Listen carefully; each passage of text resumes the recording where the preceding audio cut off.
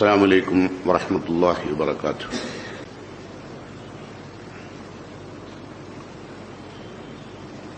الحمد لله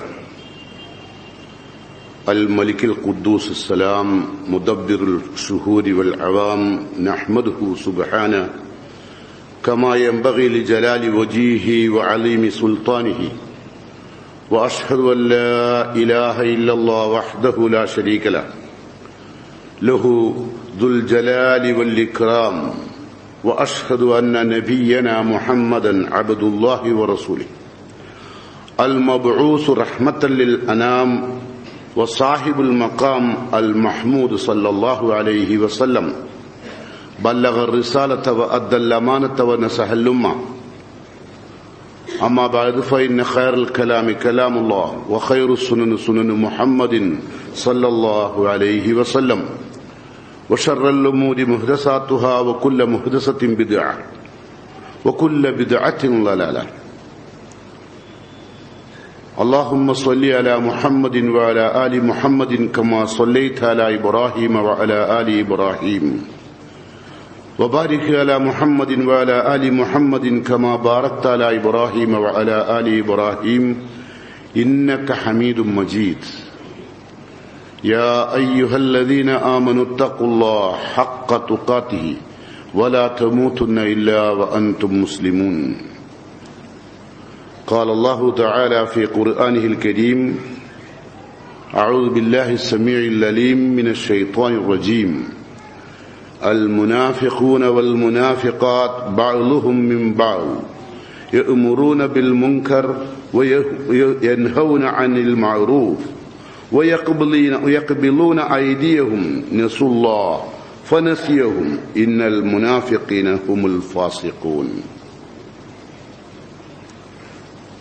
സ്നേഹം നിറഞ്ഞ സത്യവിശ്വാസിനികളെ, അള്ളാഹുവിന്റെ വിധിവിലക്കുകൾ സൂക്ഷിച്ച് ശ്രദ്ധിച്ച് രഹസ്യ പരസ്യ ജീവിതത്തിൽ അള്ളാഹുവിനെ സൂക്ഷിച്ച് ജീവിക്കണമെന്ന് എന്നോടും നിങ്ങളോടും വസിയത്ത് ചെയ്യുന്നു, ഉപദേശിക്കുന്നു. മനുഷ്യമക്കൾ പ്രാപിക്കേണ്ട വിശുദ്ധിയുടെ ഉന്നതമായ പദവിയിലേക്ക് ഉയരുവാനുള്ള മണിക്കൂറുകൾ മാത്രം ബാക്കി നിൽക്കുന്ന ഈ സന്ദർഭം ഒരു സത്യവിശ്വാസിയെ സംബന്ധിച്ചോളം സന്തോഷവും ആനന്ദവും അലതല്ലുന്ന നിമിഷങ്ങളിലേക്ക് കടക്കാൻ പോവുകയാണ്. ജീവിതം ഏറ്റവും കൂടുതൽ പരിശുദ്ധമാക്കുവാനും ജീവിതാന്ത്യം വരെ ആ പരിശുദ്ധി നിലനിർത്തുവാനും സാധിക്കും വിധമുള്ള അള്ളാഹു കനിഞ്ഞരുളിയ മുസ്ലിങ്ങൾക്ക്, ആയുർദൈർഘ്യം കുറഞ്ഞ മനുഷ്യർക്ക് ഏറ്റവും കൂടുതൽ പ്രതിഫലം നേടിയെടുക്കാൻ പറ്റാവുന്ന നിമിഷങ്ങളിലേക്ക് കടക്കാൻ പോവുകയാണ്. അപ്പോൾ ആദ്യമായി നാം അറിയേണ്ടുന്ന ചില കാര്യങ്ങളിലേക്ക്, വ്രതവുമായി ബന്ധപ്പെട്ടുകൊണ്ട് നാം അറിയേണ്ടുന്ന ഏറ്റവും സുപ്രധാനമായ ചില കാര്യങ്ങളിലേക്ക് ശ്രദ്ധ ക്ഷണിക്കുകയാണ്. മനുഷ്യനെ വിശുദ്ധിയിലേക്ക് നയിക്കാൻ അള്ളാഹു ഇബാദത്തുകൾ ഒരുപാട് നൽകിയിട്ടുണ്ട്. എല്ലാ ഇബാദത്തുകളും മനുഷ്യനെ സംസ്കരിക്കപ്പെടുന്നതാണ്. അതിലേറ്റവും സുപ്രധാനമായ ഇബാദത്താണ് റമളാനിലെ വ്രതം. വ്രതം അനുഷ്ഠിക്കുന്ന ഒരു വ്യക്തി ആദ്യമായി ചെയ്യേണ്ടത് നിയ്യത്ത് വെക്കുകയാണ്. പ്രഭാതത്തിന് മുമ്പ്, ഫജ്റിന് മുമ്പ് തന്നെ നിയ്യത്ത് വെക്കണം. നിയ്യത്തില്ലാത്ത ആളുകൾക്ക് മല്ലം യജ്മഇ സിയാം ഖബലൽ ഫജ്ർ ഫലാ സിയാമ ലഹു. ഫജ്റിന് മുമ്പ് നിയ്യത്ത് വെക്കാത്ത ആളുകൾക്ക് വ്രതം ഉണ്ടാവുകയില്ലെന്ന് അഷ്റഫുൽ ഖൽഖ് റസൂലുള്ളാഹി സ്വല്ലല്ലാഹു അലൈഹി വസല്ലം പറയുകയാണ്. നിയ്യത്ത് അനിവാര്യമാണ്, ഇല്ലെങ്കിൽ നോമ്പുണ്ടാവുകയില്ല. എന്നാൽ നിയ്യത്ത് എന്ന് പറയുന്നത് അന്നിയ്യത്തു ബിൽ ഖൽബ് എന്നാണ് പണ്ഡിതന്മാർ വ്യാഖ്യാനിച്ചത്. മനസ്സുകൊണ്ടായിരിക്കണം നിയ്യത്ത് വെക്കുന്നത്. അള്ളാഹുവെ, നിന്റെ തൃപ്തിക്ക് വേണ്ടി, നിന്റെ നരകത്തിന് രക്ഷപ്പെടുവാൻ വേണ്ടി, സ്വർഗലബ്ധിക്ക് വേണ്ടി നാളത്തെ നോമ്പ് ഞാൻ അള്ളാഹുവെ നിഷ്കളങ്കമായി വളരെ നന്മയാർന്ന എല്ലാവിധ അശുദ്ധിയിൽ നിന്നും ശുദ്ധമാക്കുന്ന നിലക്ക് ഞാൻ നാളെ നോമ്പ് നോൽക്കാൻ നിയ്യത്താക്കിയിരിക്കുന്നു എന്ന് മനസ്സിൽ കരുതുന്നതിനാണ് നിയ്യത്ത് എന്ന് പറയുക. വാക്കുകൾ കൊണ്ട് പറയുന്ന ചില മനുഷ്യരുണ്ട് സമൂഹത്തിൽ. അത് ഇസ്ലാമികമായി നബി സല്ലല്ലാഹു അലൈഹി വസല്ലം പഠിപ്പിച്ചതല്ല. നവൈതു സൗമഗദിൻ അന്നദായി ലില്ലാഹി തആല എന്നൊക്കെ ചില ആളുകൾ മുമ്പ് എണ്ണിപ്പെറുക്കി പറയുന്നത് നിങ്ങൾ കേട്ടിരിക്കും. അത് നിയ്യത്തല്ല, അത് വാക്കാണ്. നിയ്യത്ത് എന്ന് പറയുന്നതിന് ഉദ്ദേശം എന്നാണ് ആ വാക്കിന്റെ അർത്ഥം തന്നെ. അത് മനസ്സിലാണ് ഉദ്ദേശിക്കേണ്ടത്. നാവ് കൊണ്ട് പറയുന്നതിന് അറബി ഭാഷയിൽ കൗല്, കലാം എന്നൊക്കെയാണ് പറയാം. അപ്പൊ നിയ്യത്ത് വേണം, അനിവാര്യമാണ്. നിയ്യത്തില്ലാത്തവർക്ക് നോമ്പുണ്ടാവുകയില്ല. അതുപോലെ തന്നെ നോമ്പിന്റെ എല്ലാ നന്മയും കിട്ടുവാൻ നമ്മൾ തസഹറു, അത്താഴം കഴിക്കണം. തസഹറു ഫൈന ഫിസ്സുഹൂരി ബർക്കത്തുൻ. അത്താഴം കഴിക്കുന്നതിൽ അള്ളാഹുവിന്റെ അനുഗ്രഹം അള്ളാഹു ഒളിപ്പിച്ചു വെച്ചിട്ടുണ്ട്. ആ അനുഗ്രഹം കിട്ടണമെങ്കിൽ അത്താഴത്തിൽ എഴുന്നേൽക്കണം എന്ന് മാത്രമല്ല, ജൂതന്മാരുടെയും ക്രൈസ്തവരുടെയും ഇടയിലും അള്ളാഹു നോമ്പ് നിർബന്ധമാക്കിയിരുന്നു. അവരുടെ നോമ്പിന്റെയും നമ്മുടെ മുസ്ലിങ്ങളുടെ നോമ്പിന്റെയും ഇടയിലുള്ള പ്രധാന വ്യത്യാസമായി റസൂലുള്ളാഹി സ്വല്ലല്ലാഹു അലൈഹി വസല്ലം പറഞ്ഞു, ഫസ്ലു മാ ബൈന സിയാമിന വ സിയാമി അഹ്ലിൽ കിതാബ് അക്ലത്തുസ് സഹർ. വേദഗ്രന്ഥത്തിന്റെ ആളുകളുടെയും മുസ്ലിങ്ങളുടെയും ഇടയിലുള്ള നോമ്പിന്റെ വ്യത്യാസം എന്തെന്ന് ചോദിച്ചാൽ ഒറ്റ വ്യത്യാസമാണുള്ളത്, അക്ലത്തുസ് സഹർ, അത്താഴത്തിന് ഭക്ഷണം കഴിക്കുക എന്നതാണ്. അതൊരു അക്കിലത്തായാൽ മതി, ഒരു പിടി ഭക്ഷണം അത്രേ വേണ്ടു. അല്ലാണ്ട് കണ്ടമാനം ഭക്ഷിക്കുക എന്ന അർത്ഥത്തിലല്ല. ഭക്ഷണത്തിലല്ല ബർക്കത്ത്.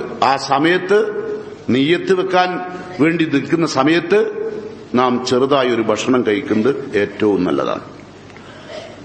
ഈ നോമ്പ് നോൽക്കുന്ന ആളുകൾ പ്രത്യേകം ശ്രദ്ധിക്കേണ്ടുന്നൊരു കാര്യം, നബി കരീം സല്ലല്ലാഹു അലൈഹി വസല്ലം പറഞ്ഞു, ഇദാ സുംത, നീ നോമ്പ് നോറ്റാൽ, ഫൽ യസും സംഅക, നിന്റെ കാതുകൾ നോമ്പ് നോൽക്കണം. കാതുകൾ നോമ്പ് നോൽക്കുന്നില്ലെങ്കിൽ നീ നോമ്പ് നോൽക്കരുത്. കാതുകൾ എങ്ങനെയാ നോമ്പ് നോൽക്കുക? എല്ലാ റഫസിൽ നിന്നും ഫിസ്കിൽ നിന്നും തോന്നിവാസങ്ങളും തെമ്മാടിത്തങ്ങളും ഒക്കെ നമ്മളുടെ ചെറുപ്പക്കാരായ ആളുകളൊക്കെ ഇനി നോമ്പ് നോറ്റ് കഴിഞ്ഞാൽ സ്വാഭാവികമായും ചിലർ ഗെയിം കളിക്കും മൊബൈലിൽ, ചിലര് അശ്ലീലം കാണും, ചിലര് സിനിമാ പാട്ടുകൾ, ചിലര് സീരിയലുകൾ, ചിലർ സിനിമ തന്നെ.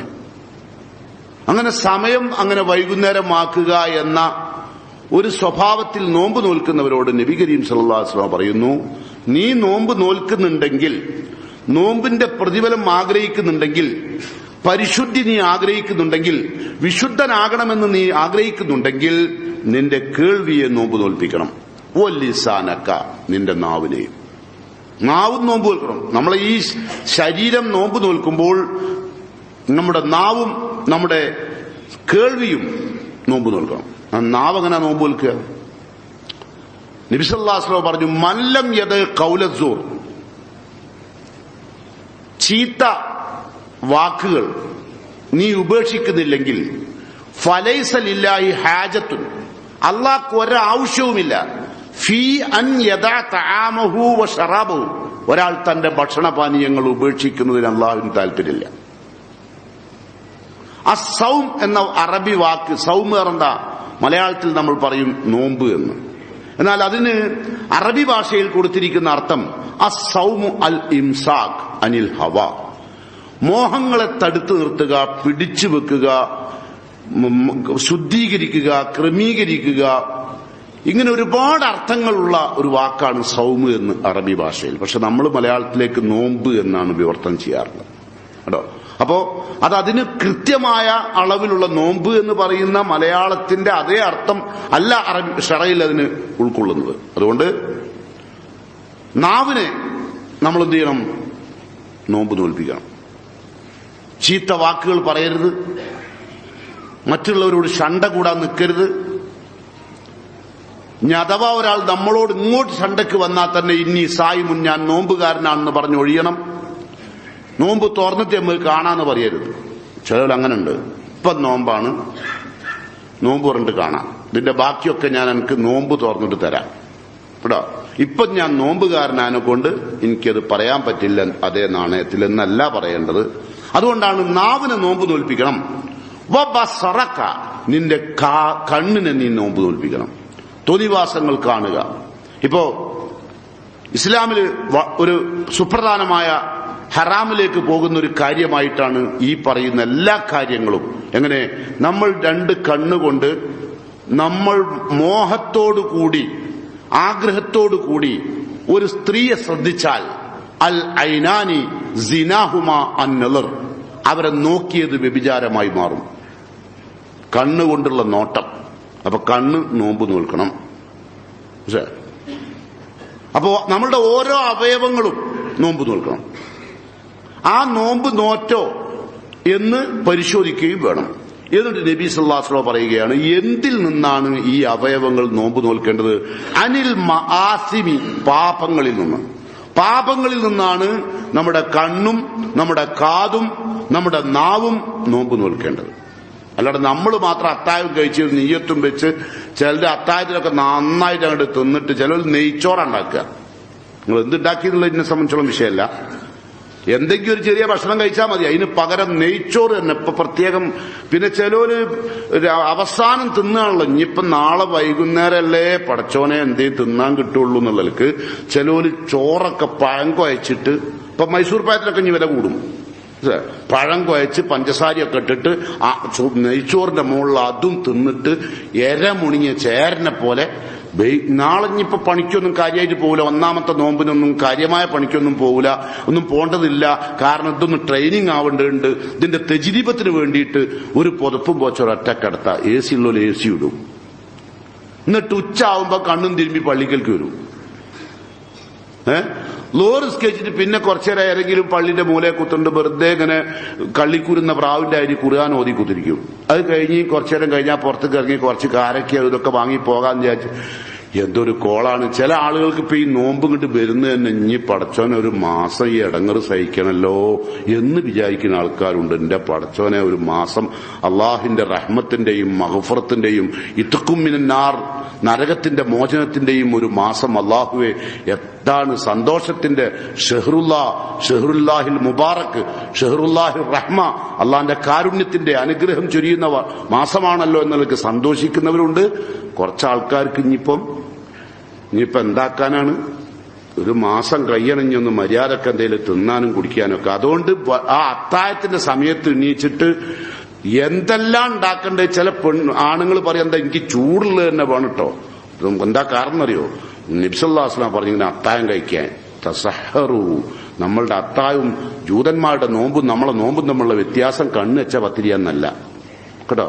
പൊറാട്ട, കണ്ണുച്ചൊത്തിരി, നെരിയൊത്തിരി, എന്തൊക്കെയാണ് ആ പെണ്ണുങ്ങളെ കൊണ്ട് ഉണ്ടാക്കിക്കേണ്ടത് വെച്ചാൽ അതൊക്കെ ഉണ്ടാക്കിയിട്ട് തിന്നാനുള്ള ഒരു മാസമല്ല റമളാൻ കേട്ടോ. ഇനി അതുപോലെ തന്നെ ഈ സമയത്ത് ഞാൻ പറയുകയാണ്, ഈ പിയാപ്പിളാരൊക്കെ ഉണ്ടാവും, ഓരൊക്കെ ഇന്ന് തീരുമാനിക്കണം, റമളാനിൽ ഒരു കാരണവശാലും ഭാര്യ വീട്ടിൽ നിന്ന് ഒരു സാധനം വാങ്ങി തിന്നരുത് കേട്ടോ. പറഞ്ഞില്ല വേണ്ട, കോൾ കൊടുത്തേക്കാനുള്ള മാസം അത് എന്നുള്ളത് ധരിക്കുന്ന ചില ആൾക്കാരുണ്ട്. അതൊക്കെ ഈ ആരാന്ന് വെച്ചാല് എന്താ ചോദിക്കുക അറിയോ? ഒരു പറയുന്നൊരു വാക്ക് നമ്മൾ തമ്മിലുള്ള സൗഹൃദം നിലനിൽക്കേണ്ടത് നാവും നമ്മൾ തിന്നാൻ കിട്ടിയിട്ടല്ല. മനുഷ്യനെ സ്നേഹിക്കാൻ പഠിക്കണം. മനുഷ്യന്റെ സംസ്കാര ജീവിതം പഠിപ്പിക്കേണ്ടത്.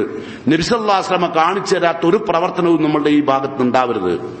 ഇന്ന് എന്നെ ഭാര്യ വീട്ടിലേക്ക് വിളിച്ച് പറയണം, ഇവിടത്തേക്ക് കൊണ്ടുവന്നാൽ അതിന്റെ തിക്തഫലം നിങ്ങൾ അനുഭവിക്കേണ്ടി വരും എന്ന് പറയുന്ന അത്ര ദാഠ്യത്തോടുകൂടി അള്ളാഹുവിന്റെ റസൂലിന്റെ ദീനിനെ ഇപ്പൊ തന്നെ പുണരണം കേട്ടോ.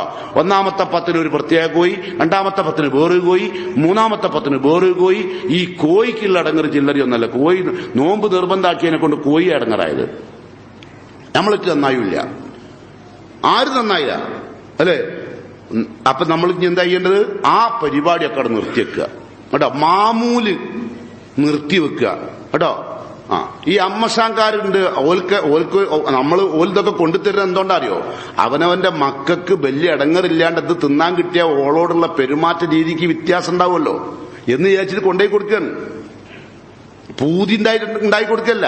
ഇതൊക്കെ ഉണ്ടാക്കുന്ന ആ കൈകളൊക്കെ മനസ്സൊക്കെ പടച്ച തമ്പുരാനെ 2 പെമ്മക്കൾ ഉണ്ടായിട്ട് ഞാൻ പെട്ട ഗതികേട് എന്ന് പറഞ്ഞിട്ട് അവളമ്മത് ഉണ്ടാക്കുന്നത്.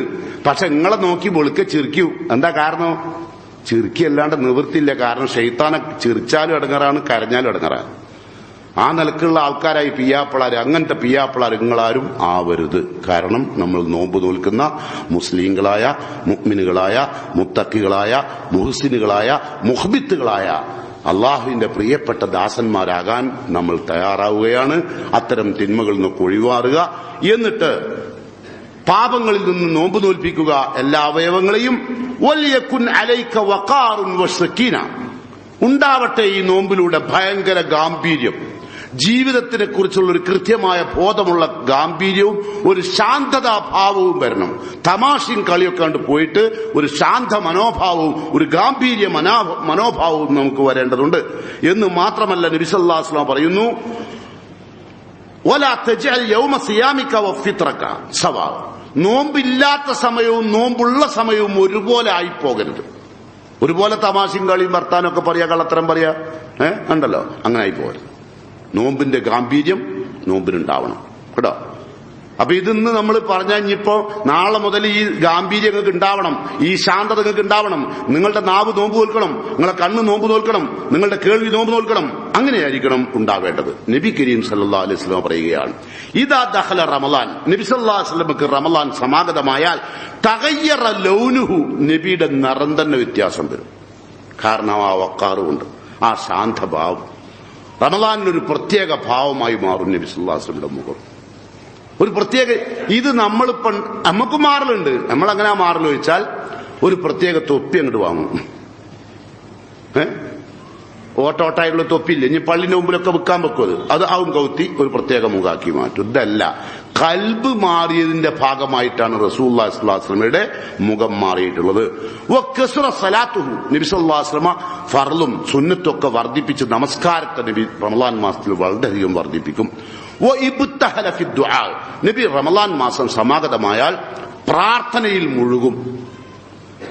നബി സല്ലല്ലാഹു അലൈഹി വസല്ലം പ്രാർത്ഥനയിൽ മുഴുകും എന്ന് പറഞ്ഞാൽ പിന്നെ നമ്മളുടെ കാര്യം നമുക്ക് ചിന്തിക്കേണ്ട ആവശ്യമില്ലല്ലോ.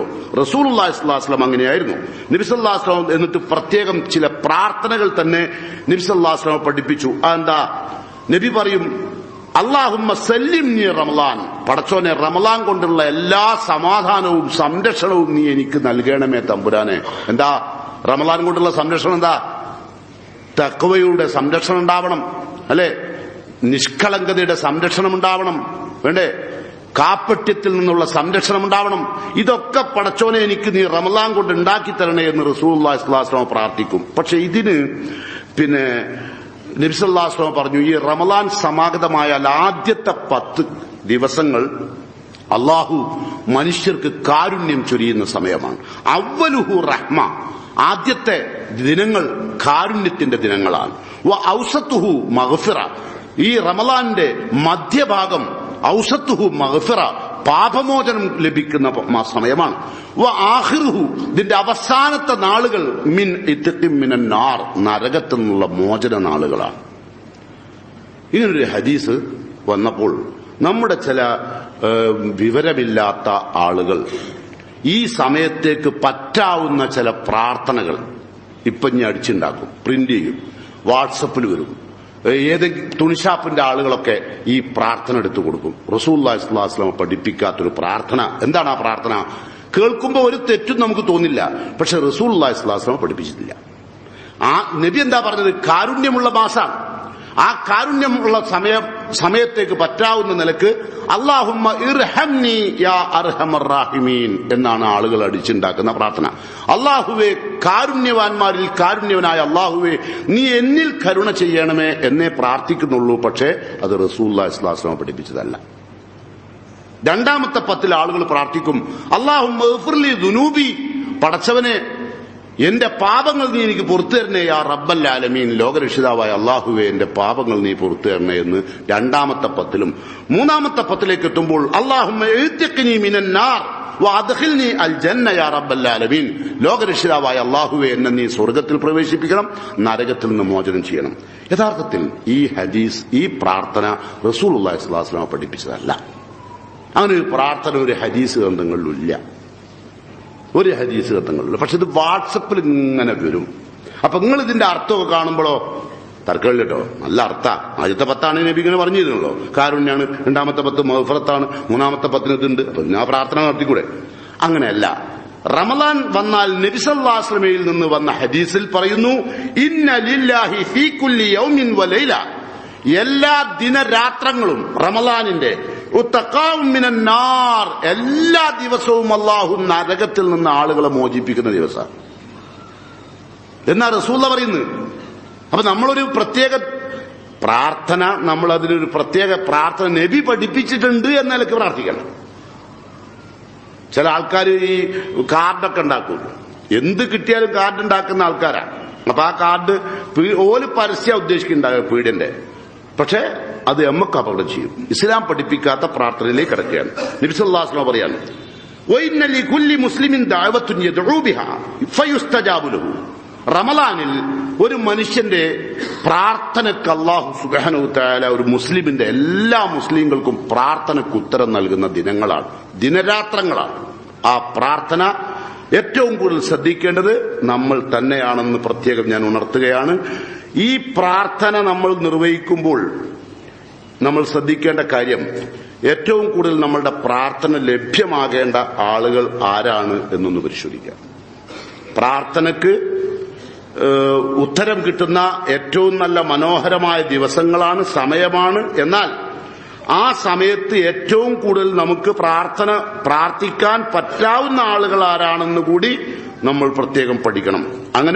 അങ്ങനെ പഠിച്ചിട്ട് വേണം നമ്മൾ ആ പ്രാർത്ഥന നിർവഹിക്കാൻ. കാരണം നമ്മൾക്ക് വന്നുപോയ തെറ്റുകളും കുറ്റങ്ങളും പോരായ്മകളും വൈകല്യങ്ങളൊക്കെ നമുക്ക് അള്ളാഹുവിനോട് ചോദിക്കാൻ ഇപ്പോൾ നമ്മൾ ഹയാത്തിലുണ്ട്.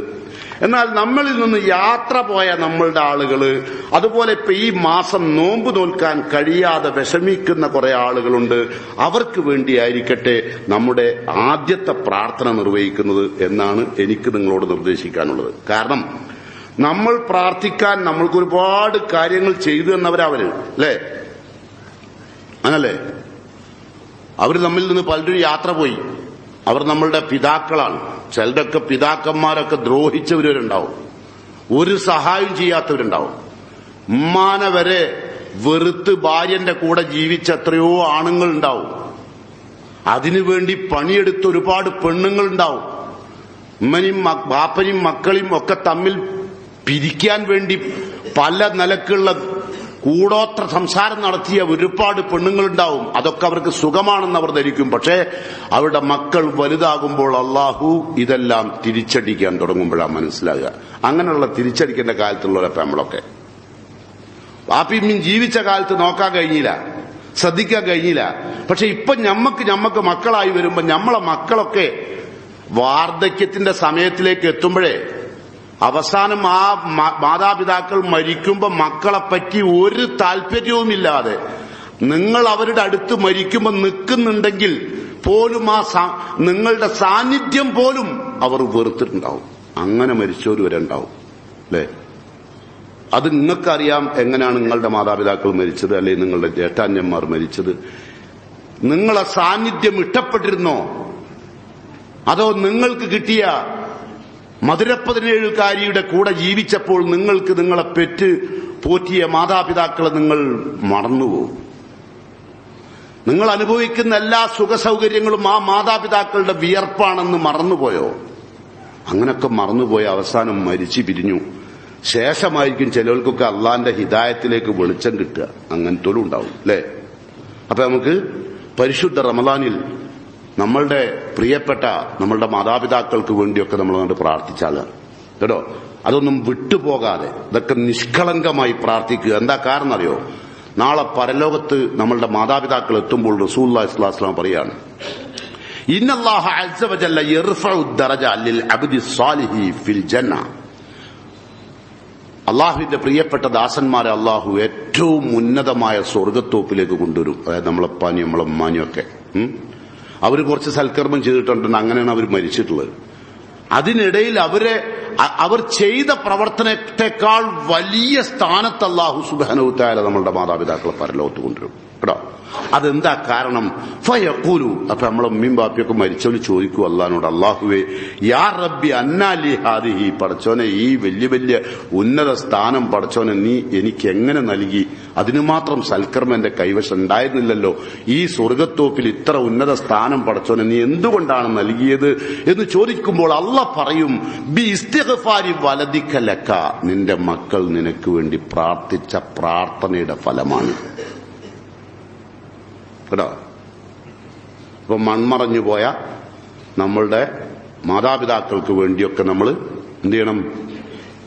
നോമ്പ് കാലത്ത് പ്രത്യേകം തള്ളപ്പെടാത്ത ആ പരിശുദ്ധമായ മനസ്സിന്റെ ഉടമസ്ഥന്മാരായി നിൽക്കുന്ന സമയത്ത് നമ്മൾക്ക് പ്രാർത്ഥിക്കാൻ പറ്റാവുന്ന ആളുകളാണ് അവര് എന്ന് മാത്രമല്ല, റസൂലുള്ളാഹി സ്വല്ലല്ലാഹു അലൈഹി വസല്ലം പറയുന്നു, ഇന്നല്ലാഹ തആല യുദ്ഖിലു അലാ അഹ്ലിൽ ഖുബൂർ മിൻ ദുആഇ അഹ്ലിൽ അർദ് അംസാലൽ ജിബാൽ. ഖബറിൽ ബർസഖിയായ ലോകത്തേക്ക് അല്ലാഹു സുബ്ഹാനഹു തആല നിങ്ങളുടെ പ്രാർത്ഥന അല്ലാഹു അവർക്ക് എത്തിച്ചു കൊടുക്കും.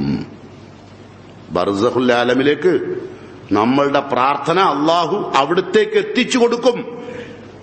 പർവ്വത സമാനമായ പ്രതിഫലമായിട്ടാണ് അല്ലാഹു എത്തിക്കുക. ഒരു പ്രാർത്ഥനയൊക്കെ നമ്മളവിടെ കൊടുക്കുമ്പോൾ അതങ്ങോട്ട് അല്ലാഹ് ഖൽബ് വിശുദ്ധമായ മനസ്സിന്റെ ഉടമസ്ഥൻ, നാവ് നോമ്പ് നോറ്റ, കണ്ണ് നോമ്പ് നോറ്റ, കാതുകൾ നോമ്പ് നോറ്റ, മനസ്സ് നോമ്പ് നോറ്റ ആ ശരീരത്തിൽ നിന്ന് വരുന്ന പ്രാർത്ഥന അള്ളാഹുവിന്റെ മേഘക്കീറുകളെല്ലാം മുറിച്ചു കടന്ന് ആകാശ ലോകത്തേക്ക് കയറുമെന്ന് റസൂലുള്ളാഹി സ്വല്ലല്ലാഹു അലൈഹി വസല്ലം പഠിപ്പിച്ചിരിക്കുകയാണ്. അതുകൊണ്ട് ആ പ്രാർത്ഥന നിർവഹിക്കുമ്പോൾ അള്ളാഹുവിന്റെ റസൂൽ പറയാണ്, മക്കളെ നിങ്ങൾ ജീവിതകാലത്ത് ശ്രദ്ധിച്ചില്ല, നൊമ്പരപ്പെടുത്തി, സങ്കടപ്പെടുത്തി, പലപ്പോഴും നിങ്ങൾക്ക് വേണ്ടി ഒരുപാട് കരഞ്ഞു. കുട്ടിക്കാലം മുതൽ അവരുടെ യൗവനം മുഴുവൻ നിങ്ങൾക്ക് വേണ്ടി കരഞ്ഞു തീർത്തു. അവസാനം അവർ നിങ്ങൾ യൗവനത്തിലേക്കെത്തി, അവർ വാർദ്ധക്യത്തിലെത്തി, അപ്പോഴും കരയിപ്പിച്ചു നിങ്ങൾ. എത്രയാണ് ആ മാതാപിതാക്കളുടെ മനസ്സ് നൊമ്പരപ്പെട്ടത് എന്ന് നിങ്ങൾ അറിഞ്ഞില്ല. ഇനി പിരിഞ്ഞു പോയിട്ടുണ്ടെങ്കിൽ അവർക്ക് നിങ്ങൾ കൊടുക്കുന്ന, റസൂലുള്ളാഹി പറയുന്നു, വഇന്ന ഹദിയത്തൽ അഹ്യാഇ ഇലൽ മൗത അംവാത്, മരിച്ചുപോയ ആളുകൾക്ക് നിങ്ങൾ കൊടുക്കുന്ന ഏറ്റവും വലിയ സമ്മാനം അൽ ഇസ്തിഗ്ഫാർ ലഹും, അവർക്ക് വേണ്ടിയുള്ള പ്രാർത്ഥനയാണ് കേട്ടോ. റമളാനിലെ നിങ്ങളെ മാതാപിതാക്കൾക്ക് അല്ലാണ്ട് കണ്ട ജാറത്തിലേക്ക് നടക്കണ്ട കേട്ടോ, ഷിർക്കിലേക്ക് പോണ്ട. ചിലവരങ്ങനെ ചെയ്യാ, റമളാൻ അങ്ങോട്ട് വന്നു കഴിഞ്ഞാല് ഒരു വണ്ടിയും പിടിച്ച് സകല ജാറങ്ങളിലും ടാറ്റക്ക് സക്കാത്തിന്റെ കേസ് കൊടുക്കും പോലെ. ഓൽ നല്ല മനുഷ്യന്മാരാണെന്ന് കണ്ടാൽ ഞങ്ങൾ പോകുന്നത്. ഓൽ നല്ല മനുഷ്യന്മാരാണ്, ഓല് ടാറ്റയാണല്ലോ. നമ്മള് വെട്ടിപ്പീടിയെന്ന് അങ്ങോട്ട് വേണോ സക്കാത്തിന്റെ കേസ് കൊടുക്കാൻ?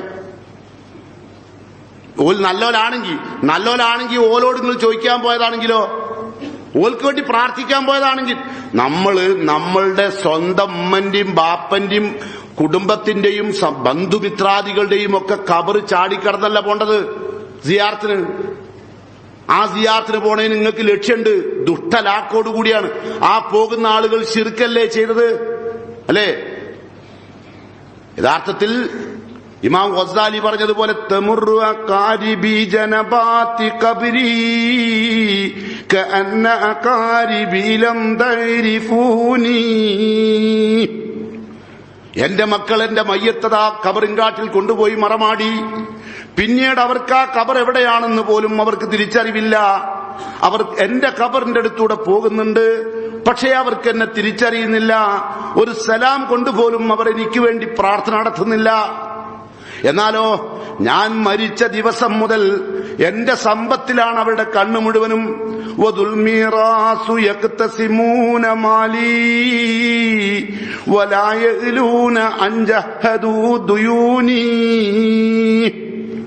എന്റെ മക്കൾക്ക് ഞാൻ മരിച്ചപ്പോൾ യക്തസിമൂന മാലി, എന്റെ സമ്പത്തത അവർ ഓരിവെക്കുകയാണ്. ഒരു ചാൺ ഭൂമി എവിടെയെങ്കിലും എന്റെ പേരിലുണ്ടെങ്കിൽ അത് പിടിച്ചെടുക്കാൻ, എന്തെങ്കിലും ഒരു അക്കൗണ്ട് എന്റെ ബാങ്കിലുണ്ടെങ്കിൽ അത് പിടിച്ചെടുക്കാൻ മക്കൾ തമ്മിൽ തല്ലുകയാണ്. ഉമ്മാന്റെ സ്വർണം പോലും അവരതാ ഓഹരി വെക്കുകയാണ്. കാതിലുള്ളത് എനിക്കാണ്, കഴുത്തുള്ളത് നിനക്കാണ്. ആർക്കും ആ മാതാപിതാക്കൾക്ക് പരലോകത്ത് വല്ല വിഷമവും ഉണ്ടാകുന്ന തരത്തിലുള്ള കടം അവർക്കുണ്ടോ എന്ന് ചോദിക്കാൻ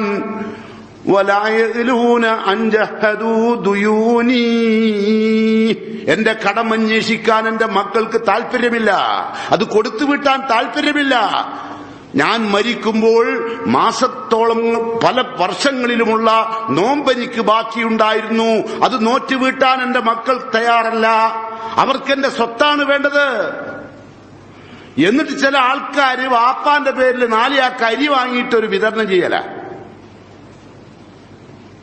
നോമ്പ് നോൽക്ക് ബാക്കിയുണ്ടെങ്കിൽ കേട്ടോ, അങ്ങനത്തെ നന്മകളൊക്കെയാണ് നോമ്പിന് നമ്മൾ ചെയ്യേണ്ടത്. അപ്പൊ നമ്മൾ തനിയെ വിശുദ്ധരാകും. നമ്മൾ നമ്മളുടെ മാതാപിതാക്കൾക്ക് വേണ്ടി, നമ്മളെ പോറ്റി വളർത്തിയ ആളുകൾക്ക് വേണ്ടി നമ്മൾ അധ്വാനിക്കുമ്പോൾ തനിയെ വിശുദ്ധരാവും കേട്ടോ. അതുകൊണ്ട് നമ്മളുടെ പ്രാർത്ഥനയിൽ ഏറ്റവും കൂടുതൽ നിങ്ങൾ ശ്രദ്ധിക്കേണ്ടത് നിങ്ങളുടെ മാതാപിതാക്കളെയാണ്. നോമ്പ് നോൽക്കുമ്പോഴോ എന്ത് വേണമെന്നറിയോ? മൻ സാമ റമളാനൻ ഈമാനൻ, നല്ല കരുത്തുറ്റ ഈമാൻ ഉണ്ടെങ്കിലേ നോമ്പ് നോൽക്കണ്ടു കേട്ടോ. പട്ടിണി കെടുക്കുന്ന ഒരു വലിയൊരു പ്രയാസമായി തോന്നുന്നുണ്ടേ നോൽക്കണ്ട. ഇനിയിപ്പോ അങ്ങനെ ഉണ്ടാവുമല്ലോ ചിലവരങ്ങനെയാണല്ലോ, ഇനിയിപ്പോ വൈകുന്നേരം ആവണം പടച്ചോനെ, വല്ലാത്തൊരു ഗതികേടായിപ്പോയി. അപ്പൊ ചില ആൾക്കാർ, ചില മുനാഫിക്കീങ്ങളായ ആൾക്കാർ ചില ഹോട്ടൽ കച്ചവടം തുടങ്ങും. ഇപ്പൊ എന്താ പറഞ്ഞറിയോ, സകല ആൾക്കാരും മരുന്നും കുപ്പി കയ്യിലെക്കും, ഡോക്ടറെ കാണിക്കലൊക്കെ ഈ റമളാന്റെ തലന്നാ കാണിക്ക, കുറച്ച് പിന്നെ ആന്റിബയോട്ടിക്കും, അല്ലെങ്കിൽ ചുമണ്ട്, കഫക്കെട്ടുണ്ട്, നോമ്പ് വിൽക്കാൻ കഴിയില്ല, ഇന്നെ തുടങ്ങും കൊരിയൊക്കെ. അതൊക്കെ ഇപ്പൊ വളരെ കുറവാണ് ആളുകൾ. കാരണം നോമ്പ് വിൽക്കാനുള്ള താല്പര്യം കൊണ്ടല്ലെങ്കിലും എല്ലാവരും നോമ്പ് വിൽക്കുമ്പോ ആ നോമ്പ് തുറക്കുന്ന സമയത്ത് ഉണ്ടാകുന്ന ഒരു സന്തോഷമുണ്ടല്ലോ, അതിനുവേണ്ടി ചിലർ നോമ്പ് വിൽക്കുന്നുണ്ട്. നിങ്ങൾ അങ്ങനെ നോമ്പ് വിൽക്കണം കേട്ടോ. നോമ്പ് വിൽക്കുമ്പോ ആ വെള്ളം കുടിക്കുമ്പോഴേ എന്താ, ചിലവരൊക്കെ ഇങ്ങനെ പലതരം പലഹാരങ്ങൾ ഇങ്ങനെ ഉണ്ടാക്കിയിട്ട് ഇങ്ങനെ മേശപ്പുറത്ത് ഇങ്ങനെ നിരത്തി വെച്ചിട്ട് ഇപ്പൊ കൊടുക്കും ബാങ്ക്, ഇപ്പൊ കൊടുക്കും ബാങ്ക്, ഇപ്പൊ കൊടുക്കും ബാങ്ക്, കാരക്കും കൈ പിടിച്ചിന്, വെള്ളം കൈ പിടിച്ചിന്. ആദ്യം ഏതാ സുന്നത്ത് നോക്കി നടക്കുക അല്ലേ? എന്നിട്ട് അതിന് ഫത്വ, കാരക്കൊണ്ട് കൊടുക്കണോ വെള്ളം കൊണ്ട് കൊടുക്കണോ, കാരക്കൊണ്ട് കൊടുക്കണോ വെള്ളം കൊണ്ട് കൊടുക്കണോ കേട്ടോ. കാരക്കൊണ്ട് നോമ്പ് കൊടുക്കുകയാണ് നബിന്റെ സുന്നത്ത് അല്ലേ, എന്ന് വെള്ളം കുടിക്കും അല്ലേ, അതിനൊന്നും വരില്ല. പക്ഷെ കണ്ടമാനം ഫ്രൂട്ട്സ്, എന്തെല്ലാ സാധനങ്ങളാ അറിയോ. മറ്റൊന്നും തിന്നണ്ട, കൊളസ്ട്രോൾ ഉണ്ടാവും, ഇത് തിന്നോന്നാ. എന്നിട്ട് അടിച്ച് കയറ്റി തന്നെ മൂക്കിന്റെ അടുത്തേക്ക് വരും ഉർമാമ്പയത്തിന്റെ മണിയൊക്കെ. അക്കോലത്തിലാ തിന്ന. ഉണ്ടാക്കുന്ന ആളുകളും അങ്ങനെ തന്നെ. ഇനി പൊറാട്ട ഉണ്ടാക്കണം, അതുണ്ടാക്കണം, എന്നിട്ട് ഉണ്ടാക്കുക തന്നെ. ഇവിടെ ഇപ്പൊ നോമ്പ് വിൽക്കാൻ പറഞ്ഞ് ഈമാൻ എന്നാ പറഞ്ഞ്, അതിനുണ്ടാക്കേണ്ട സാധനം ഈമാനാ. നോമ്പിനെന്താ ഉണ്ടാക്കേണ്ടത്? ഈമാന്. പിന്നെ വഹ്തിസാബൻ, പടച്ചോനെ എനിക്ക് കൂലി തരണേ എന്നുള്ള വലിയ പ്രതീക്ഷ. ആ നോമ്പ് തുറക്കുമ്പോഴും നോമ്പ് നോൽക്കുമ്പോഴും അല്ലാ, സ്വർഗമല്ലാതെ മറ്റൊന്നും പ്രതിഫലമില്ല. അസൗമുലി, നോമ്പ് എനിക്കുള്ളതാന്നാ. ബാക്കി ഈ ഭാഗത്ത് വേറെ ആർക്കും ആയിട്ടാണോ? അല്ല, അതിന് ഞാൻ കൊടുത്തോള പ്രതിഫലം, ബാക്കിയുള്ള പ്രതിഫലം വേറെ ആരെയും കൊടുത്തിട്ടാ? അല്ല. അത്ര പ്രാധാന്യവും അത്രയും ഇഷ്ടപ്പെട്ട ഇബാദത്താണ് എന്ത്? നോമ്പ്. അതിനെന്ത് വേണം? ഈമാൻ വേണം, പ്രതിഫലം പ്രതീക്ഷിക്കണം. എന്നാലോ ഊഫിറ ലഹു മാ തഖദ്ദമ മിൻ ദൻബിഹി, നമുക്ക് ഓരോ നോമ്പ് കൊണ്ടും നമ്മളുടെ പാപങ്ങൾ ഇങ്ങനെ അള്ളാഹു മായ്ക്കപ്പെടും, എല്ലാം പുറത്തു തരാൻ തുടങ്ങും കേട്ടോ. അങ്ങനെയുള്ള നോമ്പായിരിക്കണം നാം നോൽക്കുന്നത്. ആ നിലക്ക് നോമ്പ് നോൽക്കാൻ പ്രത്യേകം ശ്രദ്ധിക്കണമെന്ന് ഞാൻ പ്രത്യേകം ഉണർത്തുകയാണ്. അല്ലാത്ത നോമ്പിനെ പറ്റി റസൂലുള്ളാഹി സ്വല്ലല്ലാഹു അലൈഹി വസല്ലം പറയുന്നത് കേട്ടോളൂ. റുബ്ബ സായിം, എത്ര നോമ്പുകാരാണ്, ലൈസ മിൻ സിയാമിഹി ഇല്ലൽ ജൂ, വിശപ്പും ദാഹവും സഹിച്ചു എന്നതല്ലാത്ത ഒരു നന്മയും അവർക്ക് കിട്ടിയില്ല. പക്ഷെ അങ്ങനെ നോമ്പ് വെക്കുന്ന ആളുകൾക്ക് ചിലപ്പോൾ കൊളസ്ട്രോൾ കുറയും, ഷുഗർ കുറയും, ആരോഗ്യത്തിന് ഉഷാറുണ്ടാവും. അങ്ങനെ ആ മുസ്ലിങ്ങളൊക്കെ നോമ്പ് വെക്കാറുണ്ട് ഇതിന്റെ ഭൗതിക ലാഭം പറഞ്ഞുകൊണ്ട്. നമുക്ക് ഭൗതിക ലാഭം വർത്താനമില്ല. ഭൗതിക ലാഭം നമ്മളെ സംബന്ധിച്ചുള്ള എങ്ങനെയാ? ഹോട്ടലിൽ ചോറ് കഴിക്കുമ്പോൾ ചോറും കറിയും ബൾബിയാകുമ്പോൾ ചോറ് തിന്നാൻ തുടങ്ങാം അല്ലേ. പിന്നെ പപ്പടും ഉപ്പേരി അച്ചാറും ഒക്കെ ഉണ്ടെങ്കിൽ തറക്കളിലെ മർമ്മത്ത് തേക്കാം, അത്രേ ഉള്ളൂ. അല്ലാണ്ട് ആരെങ്കിലും ചോറ് കഴിക്കാൻ പോകേണ്ട അച്ചാർ കൂട്ടാനാ ആണോ? അല്ല. അതുപോലെ ചിലപ്പോ ചില ആളുകൾ നോമ്പിനൊക്കെ നോമ്പ് ആയ സമയത്ത് കൊളസ്ട്രോളൊക്കെ ഒന്ന് കുറഞ്ഞ് ഷുഗറൊക്കെ ഒന്ന് ഡൗൺ ആയി, അൽഹംദുലില്ലാ, അതിനല്ല അൽഹംദുലില്ലാ പറയണ്ടത്. ഈമാൻ കൂടുമ്പോ അൽഹംദുലില്ലാ, ഇഹ്തിസാബ് കൂടുമ്പോ അൽഹംദുലില്ലാ, അള്ളാഹു തൃപ്തിപ്പെട്ടു എന്ന് നമുക്ക് തന്നെ തോന്നും, അപ്പൊ അൽഹംദുലില്ലാ കേട്ടോ. അതുകൊണ്ടാണ് റുബ്ബ സായിമിൻ, എത്ര നോമ്പുകാരാണ്, ലൈസ മിൻ സിയാമിഹി ഇല്ലൽ ജൂ, വിശപ്പ് സഹിച്ചു എന്നല്ലാത്ത വേറെ ലാഭവുമില്ലാത്ത എത്രയോ ആളുകളുണ്ട്. അതുപോലെ തന്നെ വറുബ്ബ ഖായിമിൻ, എത്രയോ ആളുകളുണ്ട് നമസ്കരിക്കുന്നു, രാവും പകലും, തറാവിയും തഹജ്ജുദും ഖിയാമുൽ ലൈലും. റബ്ബേ, നിസ്കാരം കൊണ്ട് 5 കളിയാണ്. ലൈസ മിൻ ഖിയാമിഹി ഇല്ല സഹർ, ഓൻ ഉറക്കമൊഴിച്ചു നിസ്കരിച്ചു എന്നല്ലാതെ വേറെ ലാഭവുമില്ല. കാരണം ഉണ്ടാവണം എന്ത് വേണം? നിസ്കരിക്കുമ്പോ ഈമാൻ വേണം, നല്ല കിടയറ്റ വിശ്വാസം. ഞാൻ അള്ളാഹിന്റെ മുമ്പിലാ നിൽക്കുന്നത്. തതജാഫാ ജുനൂബുഹും അനിൽ മലാജി യദ്ഊന റബ്ബഹും ഖൗഫൻ വതമആ. രാത്രിയിലെ നമസ്കാരത്തെ കുറിച്ച് ഖുർആൻ പറഞ്ഞതാണ്. അങ്ങേയറ്റത്തെ പ്രതീക്ഷയും അങ്ങേയറ്റത്തെ സ്വർഗത്തിൽ പ്രവേശിക്കണമെന്നുള്ള താല്പര്യത്തോടു കൂടി ഖുർആൻ കേൾക്കുകയും റുക്കൂയിലും സുജൂദിലുമായി കഴിയുകയാണ്. അവരെപ്പോഴും അള്ളാഹുവിന് സമർപ്പിച്ച് ജീവിക്കുകയാണ്. അല്ലാണ്ട് 2 ആയത്ത് അധികമാകുമ്പോഴേക്കും ചില ആൾക്കാരുണ്ട് രാത്രിയൊക്കെ തറാവീഹ് നിസ്കരിക്കാനൊക്കെ വന്നാല് 2-3 ആയത്ത് കഴിയുമ്പോഴേക്കും കാൽമെന്ന് മറ്റേ കാൽമേക്ക് മാറും, പിന്നെ അയിമെന്ന് ഇങ്ങോട്ടും മാറും. ഒരു 4-5 ആയത്താവുമ്പോഴേക്കും അദ്ദേഹം എന്ത് ചെയ്യുന്നുണ്ടാവും? 4-ാമത്തേല് പിരിയാ നല്ലത്. അപ്പൊ പിന്നെ ചിന്തിക്കാം, സുന്നത്ത് നിസ്കാരമൊക്കെ പോരേന്നല്ലേ നല്ലത്. മൂപ്പര് ചിന്തിക്കുക. എന്തിനാ അറിയോ? ഈ ദീത് കഴിച്ചിലാണ് നിർത്തത്തുനിന്ന് നിബ്സല്ലാസൊക്കെ നേരം പൊളിക്കോളം നിസ്കരിച്ചാൽ നമ്മളാകെ 1 മണിക്കൂറാ. പള്ളി കമ്മിറ്റിക്കാർ ഇമാമിനോട് ആദ്യം പറയും. കാരണം 1 മണിക്കൂറിലധികമായ പള്ളി കമ്മിറ്റിക്കാരത് പറഞ്ഞില്ലേ ആളുണ്ടാവില്ല അവിടെ. ആളൊക്കെ പോകുമ്പോൾ അധികം നിസ്കരിക്കുന്ന സ്ഥലത്തേക്ക് ആള് പോവുകയല്ലോ. നല്ല ഖുർആനൊക്കെ വേറെ അർത്ഥമൊന്നും അറിയില്ല, ആ ഒച്ചങ്ങനെ കേൾക്കാൻ വേണ്ടി പായണോല പല ഭാഗത്തേക്ക്. ഇനിയിപ്പോ നാളെ മുതൽ തുടങ്ങും പല പള്ളിയിലും നല്ല സൗത്തുള്ള ശബ്ദമുള്ള ഇമാമിനെ നോക്കിയിട്ട് ഓടി നടക്കും. ഇവിടെ വളരുന്ന എന്തല്ല, ഈമാനും ഒന്നുമല്ല, ഓൻക്കറ്റൊന്നും വളരൂല്ല. അതാ പറഞ്ഞ എത്രയോ നിസ്കാരക്കാരുണ്ട്, എത്രയോ നോമ്പുകാരുണ്ട്, ഒരു പ്രതിഫലം ഇല്ലാത്ത. അതിൽ നമ്മൾ പെടാതിരിക്കാൻ നമ്മൾ ശ്രദ്ധിക്കുക. അള്ളാഹു സ്വീകരിച്ചിട്ട് എല്ലാ പാപങ്ങളും മാപ്പ് നൽകി. ഓരോ ദിവസത്തെ നോമ്പിനും അള്ളാഹു സുബ്ഹാനഹു തആല 70 വർഷത്തേക്ക്, ഒരു ദിവസത്തെ നോമ്പ് തുറക്കുമ്പം 70 വർഷത്തേക്ക് അള്ളാഹു നമ്മിൽ നിന്ന് നരകത്തെ അകറ്റി നിർത്തും. അങ്ങനെ ഒരൊറ്റ ദിവസത്തെ നോമ്പ്. അപ്പൊ ആ 30 ദിവസത്തെ നോമ്പിന്റെ കാര്യം നിങ്ങൾ ആലോചിച്ച് നോക്കി. എന്താപ്പ ഇതിന്റെ കഥ അല്ലേ? ഒന്ന് ആലോചിച്ച് നോക്കി നിങ്ങൾ. എത്രത്തോളം നമുക്ക് ഗുണകരമായ ഒരു കാര്യമാണ് റസൂലുള്ളാഹി സ്വല്ലല്ലാഹു അലൈഹി വസല്ലം പഠിപ്പിക്കുന്നത്. അതുകൊണ്ട് മാമിൻ അബ്ദിൻ യസൂമു യൗമൻ ഫീ സബീലില്ലാഹ്, അള്ളാന്റെ തൃപ്തിക്ക് വേണ്ടി നോമ്പ് നോറ്റൊരു മനുഷ്യൻ ഇല്ല ബഅദല്ലാഹു ബിദാലിക, അതുമൂലം അള്ളാഹു അവനെ അകറ്റിക്കൊടുക്കാതിരിക്കൂല. വജ്ഹഹു, അവന്റെ മുഖത്തെ, ഫിന്നാർ, നരകത്തിൽ നിന്ന് 70 ഖരീഫൻ, 70 വർഷം. അപ്പൊ 30-70 കൂടിയാൽ ഉള്ള ദിവസങ്ങൾ മുഴുവൻ. അപ്പൊ ആ സന്തോഷത്തോടു കൂടി നമുക്ക് ഓരോ ദിവസത്തെ നോമ്പ് നോൽക്കാനും അതോടൊപ്പം നമ്മളുടെ ജീവിതം വിശുദ്ധമാകാനും നമ്മുടെ പെരുമാറ്റം വിശുദ്ധമാവാനും നമ്മളുടെ സ്വഭാവം നന്മയിലേക്ക് വളരാനും അള്ളാഹു ഉദ്ദേശിച്ച അത്രയും ഉന്നതങ്ങളിലേക്ക് എത്താൻ സാധിക്കും വിധം നോമ്പ് നോറ്റ് അള്ളാഹിന്റെ തൃപ്തികരമായ സ്വർഗത്തോപ്പിൽ എത്തിപ്പെടാൻ അള്ളാഹു എന്നെയും നിങ്ങളെയും അനുഗ്രഹിക്കുമാറാകട്ടെ. അൽഹംദുലില്ലാഹ് الذي هدانا لهذا وما كنا لنهتدي لولا أن هدانا الله والصلاة والسلام على أشرف المرسلين وعلى آله وأصحابه الفائزين برضا الله. സ്നേഹം നിറഞ്ഞ സത്യവിശ്വാസികളെ, സത്യവിശ്വാസിനികളെ, അള്ളാഹുവിന്റെ വിധിവിലക്കുകൾ ശ്രദ്ധിച്ചും സൂക്ഷിച്ചും ജീവിക്കണമെന്ന് എന്നോടും നിങ്ങളോടും ഒരിക്കൽ കൂടി വസിയത്ത് ചെയ്യുന്നു, ഉപദേശിക്കുന്നു. ലോകത്ത് വന്ന മുഴുവൻ പ്രവാചകന്മാരും നന്മയിലൂടെ ജീവിച്ചവരാണ്. ഈ അപകടങ്ങൾ വരുമ്പം മാത്രം അള്ളാഹിനോട് ദുആ ചെയ്യുന്ന ഒരവസ്ഥ നിർത്തിവെക്കണം കേട്ടോ. അതൊരിക്കലും ഉണ്ടാവരുത്. ആ പ്രാർത്ഥന അള്ളാഹ് സ്വീകരിക്കൂല. ഇനിയിപ്പോ റമളാനല്ലേ വരുന്നത്. ഇപ്പൊ റമളാൻ വന്നപ്പോ നിങ്ങൾക്കൊരാപത്ത് വന്നിട്ടുണ്ട്. ആ ആപത്തിനെ പറ്റി നിങ്ങൾ അള്ളാഹിനോട് പറയരുത്. നിങ്ങൾ ആപത്തിൽ നിന്ന് രക്ഷപ്പെടുത്താനല്ല നിങ്ങൾ പറയേണ്ടത്. ഇപ്പൊ ഭൗതികമായ ഏതെങ്കിലുമൊക്കെ ആപത്ത് പെട്ടിട്ടുണ്ടാവില്ലേ? പലതരം ആപത്തിലായിരിക്കും പലരും ഉണ്ടാകുക അല്ലേ? ആപത്തില്ലാത്ത ആരാളുള്ളത്? എല്ലാവരും ആപത്തിലാണുള്ളത്. അപ്പോ അതിൽ നിന്ന് രക്ഷപ്പെടാനല്ല പറയേണ്ടത്. നമ്മൾ അങ്ങനെ പറയുന്നുണ്ടെങ്കിൽ അത് ചെയ്യേണ്ടത് എന്താ? ഈ റമളാന്റെ മുമ്പ് നിങ്ങൾ ചെയ്ത സൽക്കർമ്മല്ലേ, ഏതെങ്കിലുമൊക്കെ സൽക്കർമ്മം ജീവിതത്തിൽ ചെയ്തു വെച്ചിട്ടുണ്ടാവല്ലോ, ആ സൽക്കർമ്മത്തെ മുൻനിർത്തിക്കൊണ്ട് റബ്ബിനോട് പ്രാർത്ഥിക്കണം. അല്ലാണ്ട് ഇപ്പൊ പെട്ട ആപത്തിൽ നിന്ന് കഴിച്ചിലാക്കണേന്ന് പറഞ്ഞാണല്ലോ എടുക്കൂല. മനസ്സിലാ?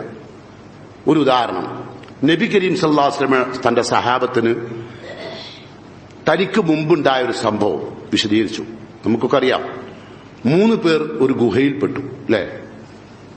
ഒരു ഗുഹയിൽ ചെന്ന രാപ്പാർത്തു. ഒരു മല വന്ന് മറിഞ്ഞു വീണ് ഗുഹാമുഖം അടഞ്ഞ് 3 പേരും അതിനകത്തായി. അപ്പൊ അവർക്ക് ഇതിൽ രക്ഷപ്പെടണ്ടേ? അപ്പൊ അവരെന്താ ശരിക്കും പ്രാർത്ഥിക്കേണ്ടത്? പടച്ചോനെ ഈ മല നീക്കിക്കൊണ്ട പടച്ചോനെ നമ്മൾ ഇനി മുതൽ നന്നായിക്കോളാം നല്ല പറയാം. അങ്ങനെയുള്ള ഞാനുങ്ങളൊക്കെ പറഞ്ഞു അല്ലേ. ഞാനുങ്ങൾ പെട്ട് കഴിഞ്ഞാൽ അനുങ്ങൾ എന്താ പറയല്? അപ്പ പറയും പടച്ചോനെ എത്തിന്ന് കഴിച്ചിലാക്കി തന്ന ഇനി മുതൽ ജീവിതം തന്നെ എനിക്ക് ഇന്ന സലാത്തി എന്റെ നിസ്കാരനക്ക് ഒരു സുഖി എന്റെ ത്യാഗനക്ക് മഹിയായ ഞാൻ ജീവിക്കേണ്ട എനിക്ക് വേണ്ടിയാണ്, മമാത്തി ഞാൻ മരിക്കുക എനിക്ക് വേണ്ടിയാണ് എന്നൊക്കെ പറഞ്ഞു ഭയങ്കര ഫത്ത് കൊടുക്കും അല്ലാഹ് അല്ലെ. കുടുങ്ങിയാല് ഇവിടെ സംഭവിച്ചതല്ല. 3 ആള് ഗുഹയിൽ കടന്ന് കുടുങ്ങിപ്പോയി. അപ്പൊ അവരെന്തായത് അറിയോ? അവര് മുൻകാല ജീവിതത്തിൽ ചെയ്ത ഏറ്റവും വലിയ സൽക്കർമ്മം, അള്ളാഹ് തൃപ്തിപ്പെടുന്ന സൽക്കർമ്മം മുമ്പിൽ വെച്ചുകൊണ്ട് അള്ളാഹിനോട് പ്രാർത്ഥിച്ചു. അങ്ങനെ പെട്ടതിൽ നിന്ന് രക്ഷപ്പെടാൻ. അപ്പൊ അള്ളാഹു അതിൽ നിന്ന് അവരെ രക്ഷപ്പെടുത്തി. അവൻ പ്രാർത്ഥിക്കും, പറയുന്നുണ്ട് അല്ലാഹുമ്മ ഇൻ കുൻത തഅലമു, പടച്ചോനെ നീ മനസ്സിലാക്കുന്നുണ്ടെങ്കിൽ ഞങ്ങൾ നിനക്ക് വേണ്ടിയാണ്, നിന്റെ തൃപ്തിക്ക് വേണ്ടിയാണ് ആ നന്മ ചെയ്തത് എന്ന് കൃത്യമായി നിനക്ക് ബോധ്യപ്പെടുന്നുണ്ടെങ്കിൽ ഞങ്ങൾ രക്ഷപ്പെടുത്തിയാൽ മതി. ഇതിനർത്ഥം എന്താ? മുൻകാലത്ത് ഇപ്പൊ നമ്മൾ നാളെ മുതൽ ഇനി പ്രാർത്ഥിക്കുമ്പോഴൊക്കെ ചെയ്തു വെച്ച സൽക്കർമ്മങ്ങൾ മുഖേന അള്ളാഹുവിലേക്ക് നിങ്ങൾക്ക് പൊറുക്കലിനെ തേടാം. ഏതെങ്കിലും ആപത്തില് സന്തോഷം വരുമ്പോ നമ്മളൊക്കെ സാധാരണ എന്തായാല് അടിച്ചു പൊളിക്കാന്നാ പറയാ ചെറുപ്പക്കാരില്ലേ. ഇപ്പൊ അങ്ങനെ വണ്ടിന്റെ മുകളിലൊക്കെ വാങ്ങി പുതിയൊരു വണ്ടി വാങ്ങി. ഇപ്പം ചെറുപ്പക്കാരൊക്കെ ഉപയോഗിക്കുന്ന വണ്ടി 1 ലക്ഷം 1.5 ലക്ഷം റുപ്യന്റെ വണ്ടി. എനിക്കറിയില്ല വില, ഞാൻ വെറുതെ പറഞ്ഞാൽ കേട്ടോ. അപ്പൊ ഒരു ഉദാഹരണം പറഞ്ഞാ 1.5 ലക്ഷം 2 ലക്ഷം റുപ്യന്റെ വണ്ടിയാ. അയിമ മരണ പറക്കല് വർക്ക് കഴിക്കും. അതിലടക്കായിരിക്കും മറിഞ്ഞെട്ടി വീഴുക. മറിഞ്ഞെട്ടി വീണ് കാലും കൈയും ഒടിഞ്ഞ് ആസ്പത്രിയിൽ കിടക്കുമ്പോ കാണാൻ വരുന്നവരോടൊക്കെ പറയും ഇനി മുതൽ നന്നാകാൻ പോവുക അല്ലെ. പടച്ചോനജിന്റെ ഈ കാല് ശരിയായിക്കൊണ്ട അങ്ങനെ. അപ്പൊ അങ്ങനെയല്ല പ്രാർത്ഥിക്കേണ്ടത്. അതുവരെ ചെയ്ത സൽക്കർമ്മം ഏതൊക്കെ ഉണ്ട് നോക്കുക, അത് വെച്ച് പ്രാർത്ഥിക്കണം. മനസ്സിലാ? അപ്പോഴാണ് അള്ളാഹ്ക്ക് ബോധ്യപ്പെടുക ഇവന്റെ നല്ല കാലഘട്ടത്തിൽ ഉന്നയിച്ച് ബന്ധമുണ്ട്. ഇപ്പൊ നമ്മളിപ്പോ നാളെ മുതൽ അള്ളാഹിനോട് ദ്വാരക്കാത്ത ഒരാള് ദ്വാരക്കുമ്പോ അള്ളാഹു ആരാന്ന് തന്നെ അള്ളാഹ്ക്ക് അറിയില്ല. അപ്പൊ നിങ്ങളെ ഫോണിലേക്ക് ഒരു ഫോൺ വന്നു, ആരാന്നറിയില്ല. അപ്പൊ നമ്മൾ ആദ്യം ചോദിക്കുക ആരാ, അത് പറയും ആരാ നോക്കിക്കൂടെ അല്ലേ. നേരെ മറിച്ച് നിങ്ങൾ ഫീഡ് ചെയ്ത നമ്പറാണെങ്കിലോ ആദ്യം അങ്ങോട്ട് ഫോൺ കണ്ട ഉടനെ തന്നെ അവന്റെ പേരുണ്ട്, നമ്മൾ അങ്ങോട്ട് ചെല്ലാൻ ചെല്ലും ചിലവര് അല്ലെ. ഓൺ ചെല്ലാൻ എല്ലാം കൊടുക്കാൻ അവസരം കൊടുക്കാണ്ട് നമ്മൾ അങ്ങോട്ട് ഇല്ലിക്കളും അല്ലെ. കാരണം നമുക്കിത് ഫീഡ് ചെയ്തിട്ടുണ്ട്. അതുപോലെയാണ് നമ്മളെ ശബ്ദം അള്ളാഹ്ക്ക് പരിചയം വേണം. എപ്പോ? സന്തോഷാവസ്ഥയിൽ ആണും പെണ്ണും ഇതിന് നിൽക്കൂല പ്രാർത്ഥിക്കാനൊന്നും. ഒരു വേഗം നിസ്കാരക്കുപ്പായം കഴിച്ചടച്ചിട്ട് ചൂടെടുത്ത് ചെയ്യാം.